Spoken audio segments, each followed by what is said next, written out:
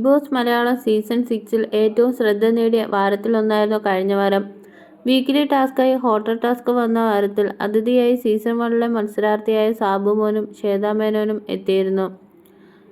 എന്നാൽ വാരാന്ത്യ എപ്പിസോഡിൽ മത്സരാർത്ഥികളെ സംബന്ധിച്ച് മോശം അഭിപ്രായമാണ് സാബു പറഞ്ഞത്. 60 ദിവസം കഴിഞ്ഞിട്ടാണ് ഇവർ ഇങ്ങനെ പെരുമാറുന്നത്.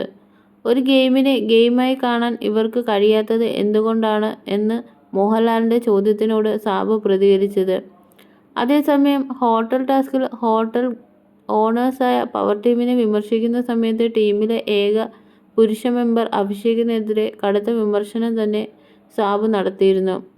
ടീമിലെ ഏക പുരുഷ അംഗത്തെ കാണാനേയില്ല, അയാളെ കോലമായി വയ്ക്കാം എന്നാണ് സാബു വിമർശിച്ചത്. എന്നാൽ പുതിയ എപ്പിസോഡിൽ സാബുവിന്റെ വിമർശനം പേരെടുത്ത് പറയാതെ അഭിഷേക് സാബുവിന്റെ വിമർശനത്തിന് മറുപടി നൽകുകയായിരുന്നു. എൻ്റെ പ്രശ്നങ്ങൾ എപ്പോഴും ഞാൻ എൻ്റെ ഉള്ളിലാണ് ഒതുക്കാറ്. എൻ്റെ പ്രശ്നങ്ങൾ എൻ്റേത് മാത്രമാണ്. ഞാനത് പുറത്ത് കാണിക്കാറോ പറയാറോ ഇല്ല. ഈ ആഴ്ച എനിക്കൊരു ആരോഗ്യ പ്രശ്നം ഉണ്ടായിരുന്നു. മാനസികമായി തളർന്നപ്പോൾ സായിയും കുറച്ചു പേരും മാത്രമേ അത് അറിഞ്ഞുള്ളൂ. ഭയങ്കരമായി തളർന്ന അവസ്ഥയിലായിരുന്നു. എന്നാൽ ബിഗ് ബോസിനോട് പോലും അത് പറയാതെ ഞാൻ തന്നെ അത് കൈകാര്യം ചെയ്തു.